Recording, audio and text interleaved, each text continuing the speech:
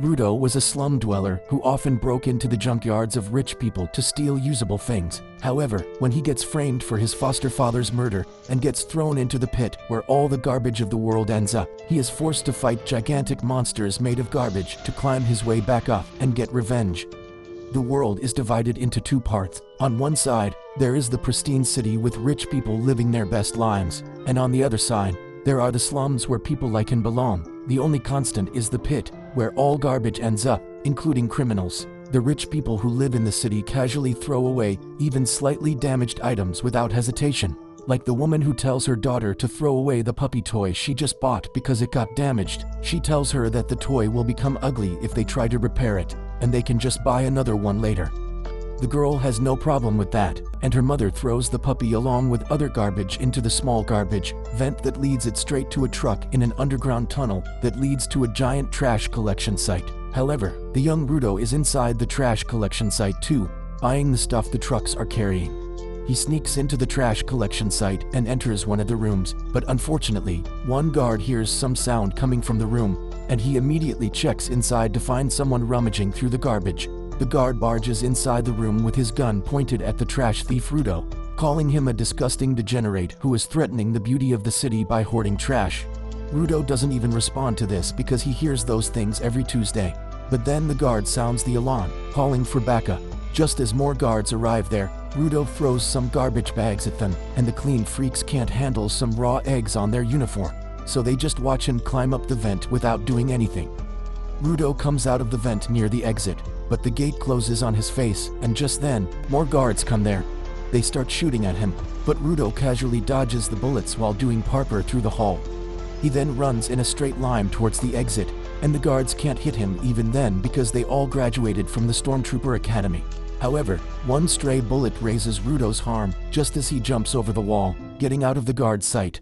While they waste their time searching for him, he climbs out of a sewer hole, cursing the guards because what's the point of guarding garbage when no one wants it? The next day, the news about the garbage raider spreads through the city, with the people blaming the slum dwellers for it. On the other side of the wall, the slum dwellers know exactly whom to blame because it is not the first time Rudo has entered the trash collection sites. They think that he will be caught one day, and most of them actually hope that he does. Rudo doesn't care about them as he sets his shop to sell the repaired goods he found. When his friend Chiwa arrives there to lash out at him, she asks him why the hell does he take such a big risk just to scavenge through the trash of the city people. And he replies that those rich bastards don't even care about throwing perfectly usable things. He feels sorry for the things they throw out, so he retrieves them. And since he can get some money by selling them, it is even better. Chiwa seems to understand him, but just then, 3 boys arrive there, clenching their noses as they say that someone reeks of garbage here. They tell Chiwa to stay away from Rudo, or she will smell like garbage too. They insult his thick black gloves that he has not washed since Obama was the president, and say that just one touch from them will give anyone rashes. One boy kicks the lantern Rudo just fixed, saying that no one will buy this garbage from him. He says that Rudo's hands are even creepier than the gloves, which is why he keeps them hidden.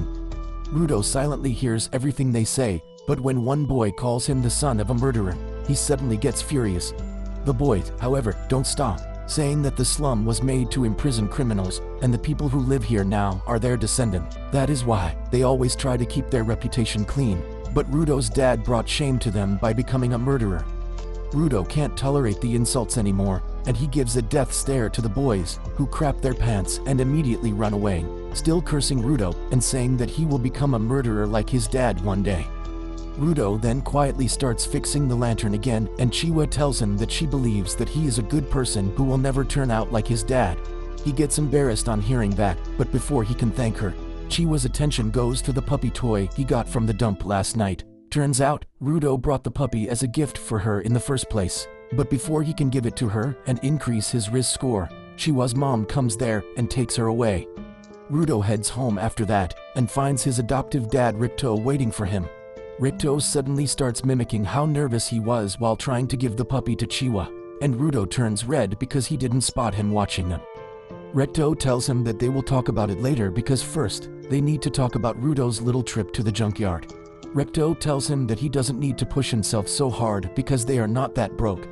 He thinks that Rudo feels a bit indebted to him because he adopted him after his biological dad was thrown into the pit for being a murderer. But Rudo says it is not like that. He tells Ricto that he considers him family, and he is just trying to do his part. Ricto simply tells him to be this honest with Chiwa too, and Rudo suddenly fumbles hard, injuring the gun wound from last night. Ricto immediately starts giving him first aid and also changes the bandages around his hands while he is at it. As Rudo looks at his hands, he recalls how they have been injured for as long as he has known. People always judged him for that, and sometimes his wounds started hurting like hell out of nowhere. Then one day, Ricto gave him the black gloves that magically suppressed the pain. After Ricto is done tending to Rudo's wounds, he tells him to confess to Chiwa soon or someone else might swoop her away, and while the two of them are bantering about it, a creepy masked guy listens to everything from the streets.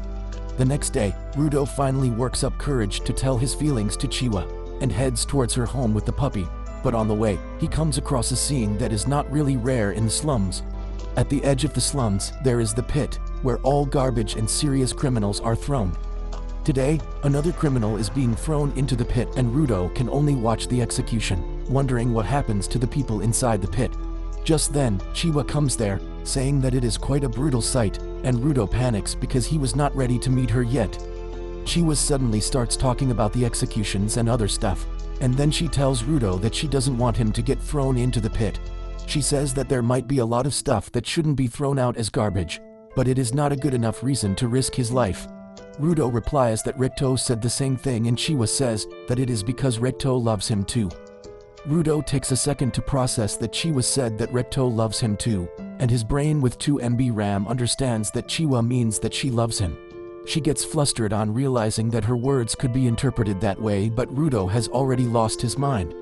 He falls on the ground, clutching his face, and then gives the puppy toy to Chiwa, saying that she might not want it because it came from the garbage, but he thought the puppy would be happier with her. To his utter delight, Chiwa accepts the toy, saying that she will cherish it, and Rudo is happier than he has ever been. He jumps and dances on his way back home, thinking that he needs to boast about it to Ricto immediately.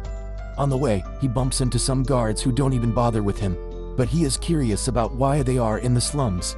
Anyway, Rudo reaches home and starts telling Ricto about what happened just as he opened the door, but he is left aghast when he sees Ricto on the ground with a creepy masked man on top of him. The masked man turns around to take one look at Rudo before plunging his knife deeper into Ricto's body. Rudo loses his cool on seeing this and charges at the masked man, but he gets hit so hard that he doesn't even realize when he got knocked out. By the time Rudo comes to his senses, the masked murderer has finished his job.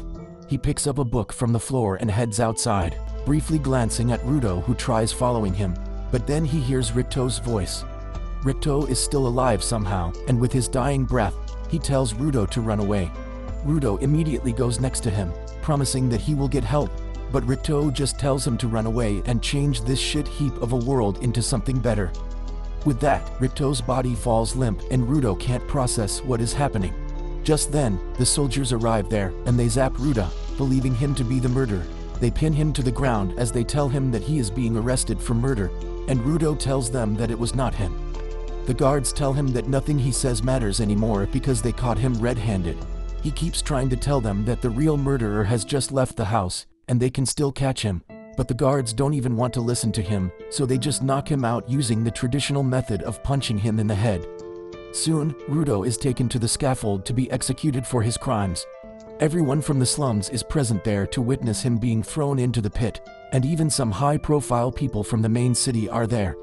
The judge tells Rudo that murder is one of the greatest crimes one can commit, and even though he killed a mere slum dweller, the punishment will not be reduced. He declares Rudo to be killed by throwing him into the pit, and the people start cheering on hearing this. Rudo still can't believe this is happening to him, and he wishes for just one person to believe that he is not a murderer. His eyes scan through the crowd, and they stop at Chiwa. Rudo yells at her, saying that he did not kill Ricto. He asks her to find the culprit, but she just says that she trusted him, but he was not worthy of that. She says that he was a murderer's son in the end and drops the toy as she turns his back on him. Her betrayal hurts Rudo more than anything else, and he snaps at the people calling him human filth who deserves to be thrown into the pit. He says that they are the real filth here because they are just blobs of meat without a brain or a will.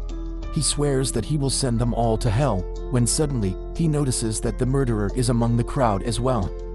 However, he gets no chance to tell anyone about it, as he is thrown off the edge. Rudo feels like he has been falling forever, and at one point, he loses consciousness. Luckily, all the garbage at the bottom of the pit breaks his landing, and when he wakes up, he is completely unharmed. He wonders what the hell is happening, and how is he still alive, when the stench of the place suddenly hits him. Even the garbage thief is forced to block the smell, and then he notices the vast sea of garbage in front of him along with things that he doesn't recognize. Rudo wonders what the hell is this place when suddenly a giant shadow covers him. He turns around to see what is happening, and he can't believe his eyes when he sees a gigantic monster made out of garbage bearing its fangs at him. But that's where this video ends. Remember to like and subscribe to the channel. Thanks for watching, and I'll see you next time.